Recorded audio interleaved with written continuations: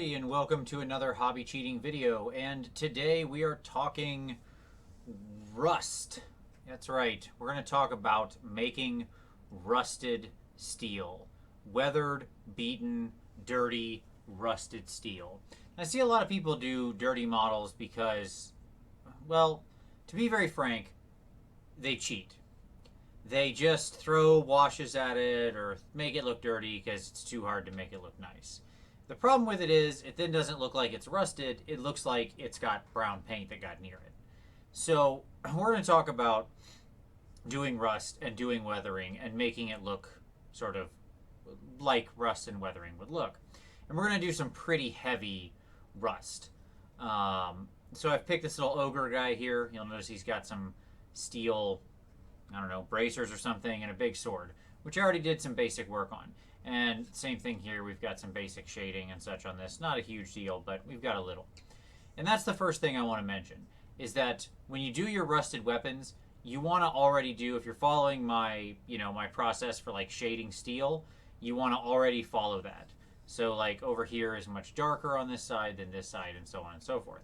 You want to already have all your steel washed, shaded. You do the whole sword just like you normally would, basically. If you don't want to take it all the way to the same level, that's okay. But you do want to still more or less make it look correct, shadows and such. So what are we going to use today? Well, I always say making things look dirty is actually more complicated than making them just look clean.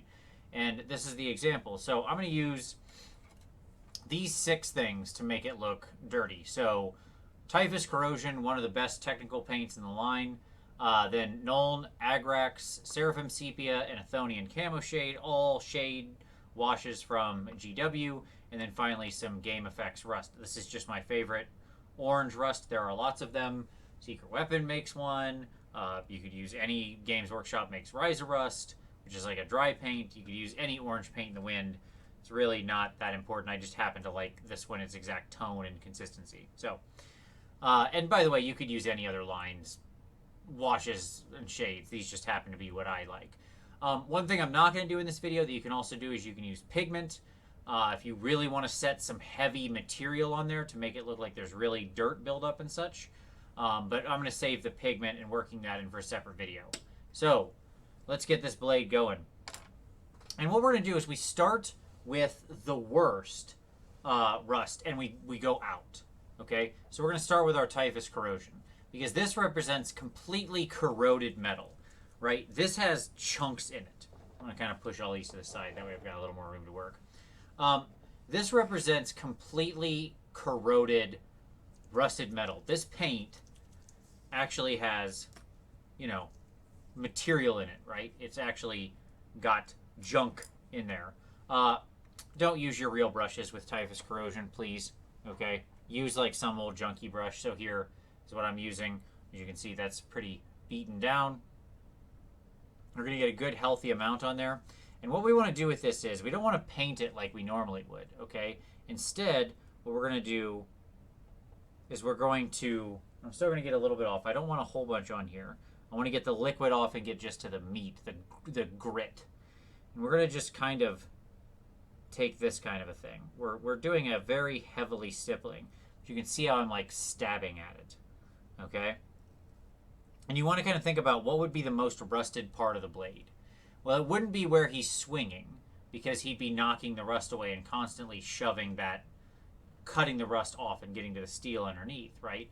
So it would be kind of the back or wherever water would run down. So with his bracers, we're going to kind of be a little more random. We're going to make it toward the edge and kind of the underside. But again, we want a fairly random pattern, right?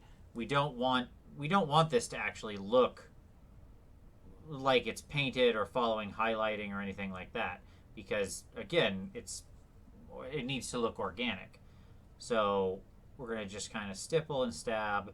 I'm using varying pressures and touches, though it all pretty much connects. Okay, so what we get is something like that. All right, so this stuff takes a little while to dry, so I'm going to talk about some general theory while I'm letting that dry.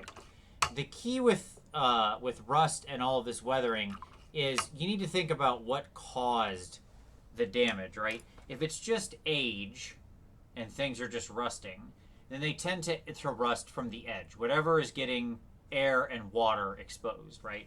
So oxygen and water are what generally corrode iron and steel. And so you want to sort of always make sure that your rust is touching an edge. It should never really rust right in the center alone. So you want to trace it to some edge. Could be any edge where it starts rusting from.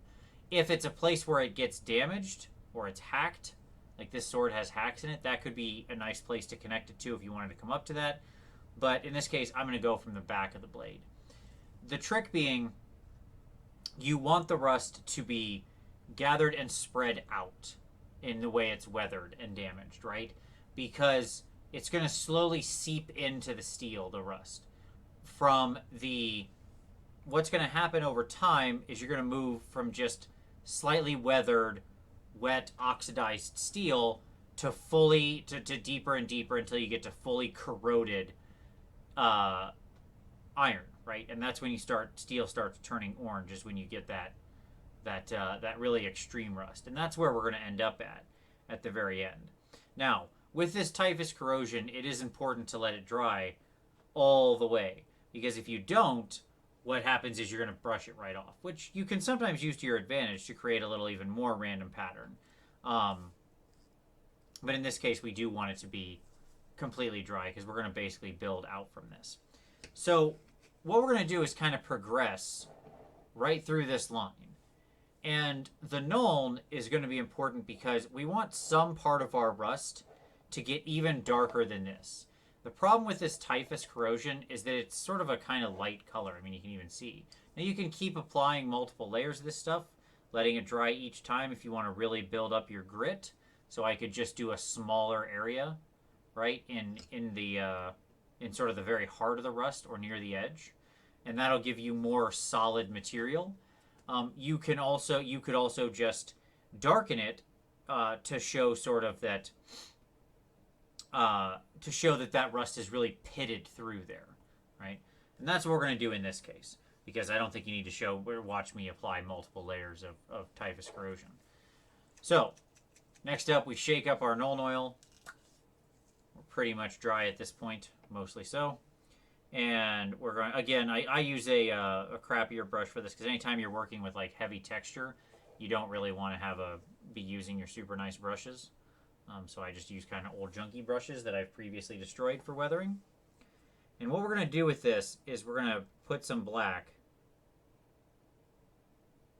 Just, again, stabbing and stippling to let it collect. In this case, we want it to pool a little, right, down in the very heart of the rust, where it's really just gotten the worst.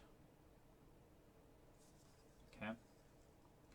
So we're just going to go along. You can see where it traces up. I'm kind of taking it up even farther, right? So it more or less matches the pattern. And I'll do the same thing on his bracers.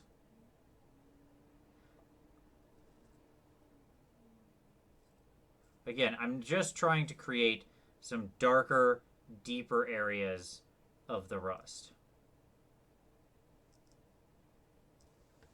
Okay. So there you go. We've got that. You can kind of go in. If you want to smooth it out a little, you can kind of remove the excess and just go back and kind of fade the edge of that a little, right? I just kind of removed the excess off of my brush, and then I just push against the edge of the wash of the shade to just kind of thin it out and blend it into the rust. So now we've got that. So it's looking really pitted and dark back on the back side there, right? Again, as always, we let that dry. But now we're going to go the opposite direction. So now we're going to move up to our agrax, right? So this is a very dark, sort of brown-black shade color. And we're going to use this to go not only over our rust, all right, but we're going to start taking the rust up and have it creep out into the rest of the blade. All right.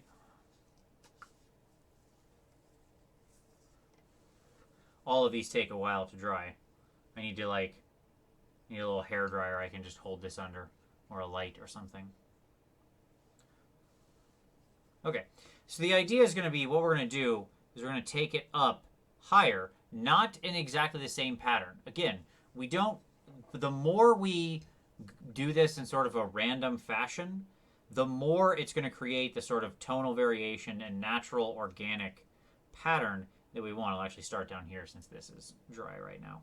So here's my, you can see my rusted area. What I'm going to do is go kind of beyond that. Again, I'm just kind of stippling at it, letting it pool randomly, and I'm going bigger than where the actual rust was. I'm not getting a ton of it on my brush. I'm, taking it off, and I'm covering most, but not necessarily all, of the rust and beyond, right? The key being some of the rust will be the original, some of it will have the agrax on it, some of it will not, right? You can see how I just kind of randomly stippled that around there. We're going to do the same thing here, up on the blade. So we take it beyond.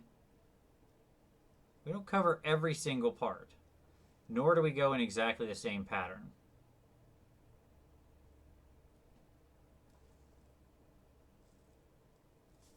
But we cover most of it. Obviously, we want to get most of the rust because that's kind of the idea of the thing.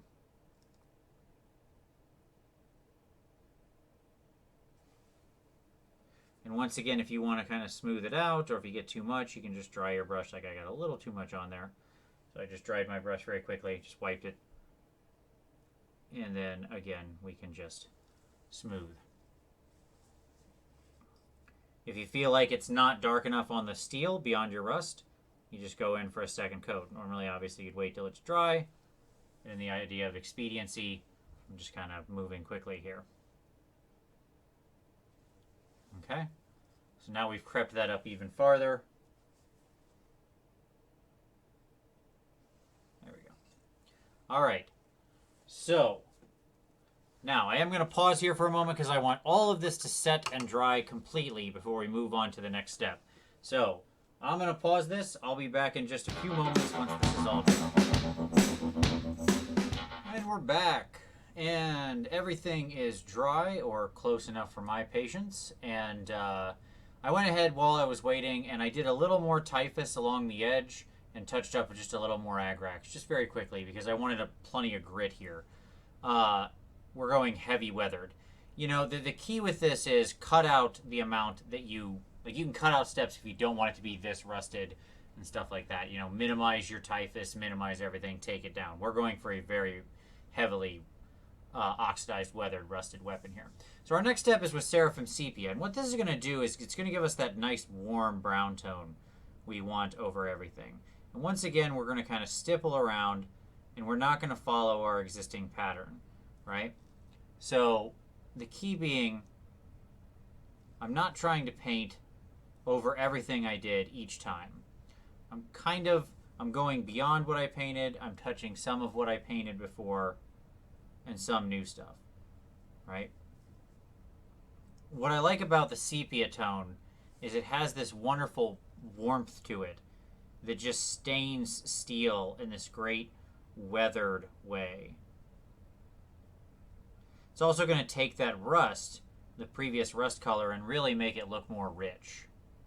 It adds some depth, especially against our knoll and stuff like that. So again, kind of hitting all the areas that I had done before. Some beyond, some leaving. Now, I'm only doing these 4 areas on this guy. This guy has a lot more metal on him. One key with this is if you're doing this, for real on a model where you're weathering it completely, obviously I'm just doing this for the tutorial, but if I were doing this, for this model, I would also be weathering his face mask and, probably the plate here, his swords on his belt, the metal on his shoes down here, right? The point being, when you do this, unless there's a really good reason sort of thematically on the piece to leave something unweathered or unrusted, assume that this guy takes care of all of his gear equally, right? So these swords would be just as rusted as this one, or his plates or his mask, right? Otherwise, it's going to look really... There's going to be a great discontinuity, right? Where it's going to look like, for some reason, this guy just rolled off the assembly line with brand new shiny armor, but he got a sword that somebody's been wielding for 10 years in the rain and never cleaned once. And we don't want that to happen, right? Oops. So, basically, again, we let the sepia dry, but already you can see that effect that sepia has, right? That suddenly looks so much more rusted because we've gotten weathered, because we've got that nice, warmer, rich brown tone. And that's what all these other colors lacked. But before we get to our actual final step, there's one more color we want to work in, and this is kind of the unusual one. And so that's where I go for the Athenian Camo shade. So this is a sort of green-brown. There are 3 green-tinged shades from Games Workshop. I like all of them for different reasons. One is more pure green, one is green-blue, this is green-brown. Okay? And what we're going to do with it, the reason we're using it is not to get a heavy amount of it onto the blade. We're not trying to tint the rust, green or anything. But what we want to do is add just a little bit of interesting color where there's some bit of sort of organic material to the water that's in there that's actually has that natural tint to it. And it just makes the rust feel a little more alive. And so we're very minimal with this, okay? And it's not really going to change a whole lot. But the key is we just put a little around here and there. Again, this is one of those steps that if you want to, you could skip it. But I like it because it just adds a little something. You might not even really be able to pick it out when you're looking at the final product. But subconsciously, I assure you, your brain does see it. It's going to notice the green tones just slightly in there. And because it's the green-brown, it fits in just fine. We don't, we're still with it working within the same color palette. But it gives us just a little bit of a more organic nature because rust is a very, organic, natural process. So we just do a little bit of that around there. Not a big deal. Super quick, as you can see. And that's it. It's just that light touch. Okay, so now we've got all that. Our final step is with the rust. Everything else we've kind of stippled and it's all shades and washes. These are all simple techniques, okay? Nothing here I've done is complicated. I'm literally just stabbing at this model repeatedly with a brush. You can just stab at models, I assure you. This requires no brush control whatsoever. Now, for the final bit for this rust, this orange effect here, okay, what we're going to do is this is going to be a dry brush because you really, really, really, really have to be careful with this. Now, I've looked at a lot of rusty things and thinking about how to do weathering. And I was walking back in my house one day from my back porch and I noticed there were some screws that were in kind of, just like my screen door or whatever. And they had obviously been there for years since the house had been built. And they were almost completely orange. It was shocking to me how orange they were. The problem is that when you step away from that screw, if I'm not looking at it, like, I had to get up at it and look. I can't, you're not looking at my face, but I had to get right up on it, look right at the thing to see the orange really clearly. At the scale that we're at here, if you go over the top with that orange, it's just going to look silly and insane. Because when I step back, even though when I got close to the screw, it looked very orange, as soon as I stepped back a few feet, just a couple feet, it basically looked brown with just the slightest little dots of orange, right? And the reason for that is because it actually, when you get close, your eye makes the image happen. It makes the orange, because it's so bright, pop. But once you step back and it can't really reflect, you don't see as much of it. So I just put a little orange on the palette here. I've got just an old crappy dry brush. We're going to just get a little bit of that. We're going to get that worked in there into those bristles nice and solidly. And then we're just going to obviously wipe our brush. I'm doing that off camera, but I assure you it's happening. We want to make sure we have it all off, right? And so we can test on our thumb. We just want to see a little bit there, right? Okay. Not quite happy with that. One important thing is to make sure that your brush is very dry. You don't want any kind of wetness. Make sure you've got no paint hiding up in the upper parts of the bristles, that kind of thing. You want to really work that up in there. Okay. Now, what we're going to do is we're just going to very lightly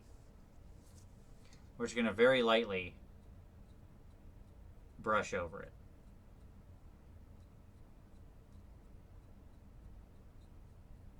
Now, the key with this is less is more. You are not trying to get this in one sweep. You want to very, very carefully build this up. And I'm focused on the edges, right, where it would really rust hard.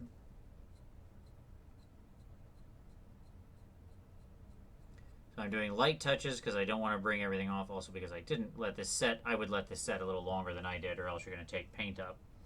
You just get a nice little slight orange sheen there, and you can see that right along that edge, right? That's what we're aiming for.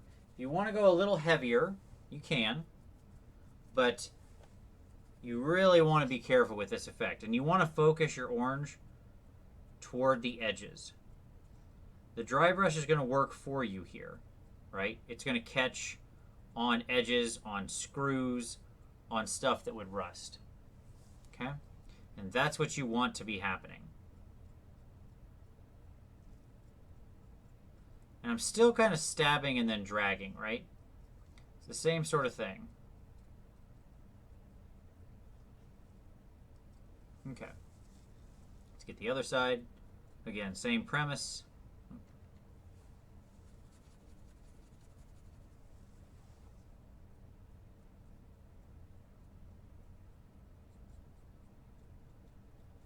We can go a little heavier here or there if we want some. We want to make it really show as rusty. Like, that's pretty heavy if you can see that. Normally I would have like these little haggy things. You know, obviously you do those as well. Again, I'm being quick because I'm just trying to show the technique.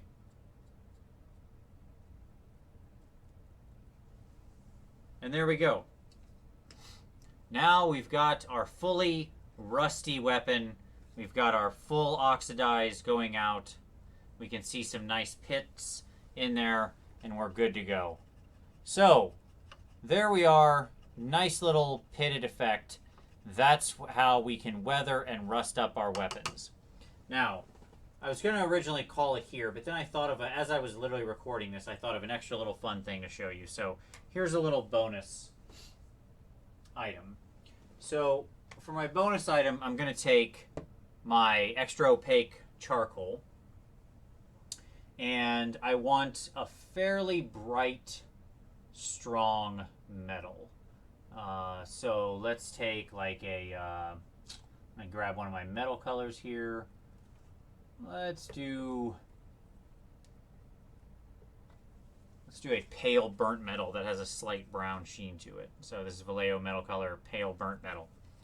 Now what I want to do is I want to show some lines where this sword is struck on these cracks and where it's cut down to the steel. That will kind of help sell the effect. So I'm going to take some of that extra opaque, which will cover up everything we've done, because that's what extra opaque does. We wet it just a little because I want it fairly thick, but I do still want it controllable.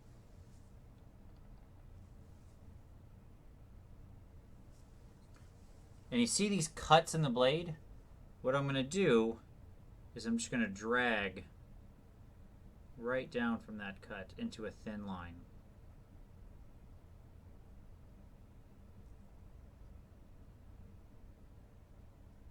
Now you don't want them all to be the same length. Okay? Something like that. Okay, you can see that drags down in there.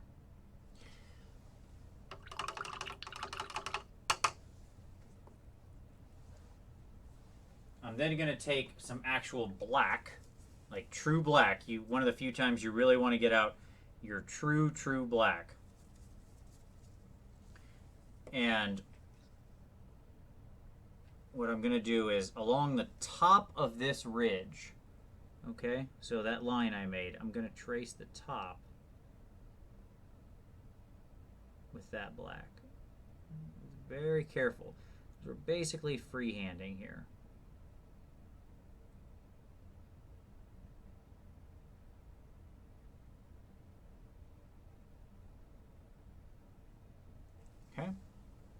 So there we go. Now we've got the top just slightly more black. That doesn't show up well, but trust me, it's what happened. And then finally, we take our bright metal color.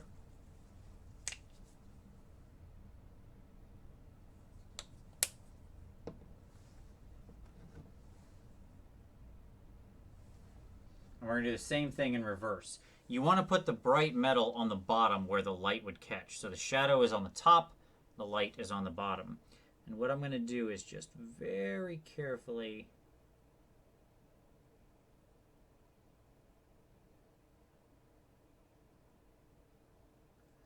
trace a thin line of that.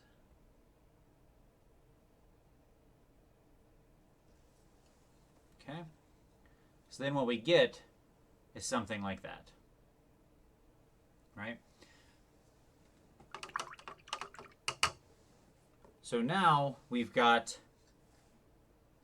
that sort of reflection where we can see where the blade's actually been etched into. You could even do that and build your rust around that. You could have the rust coming out of these chunks that have been taken out of the blade or something like that. So for example, I could go back to like my sepia.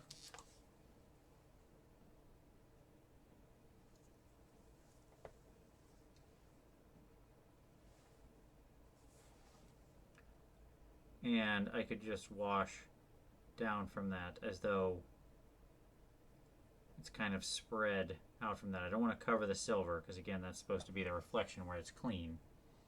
And just kind of get some extra shade in there. But you can see it's an interesting little effect to kind of just get, there you go, to kind of make that look like we've scraped off to some steel.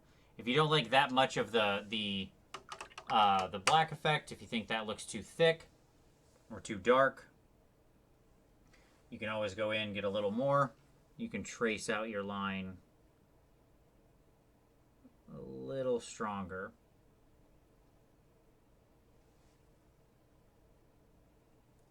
You'll generally want to make sure that it's about the same as your edge color here, which this is.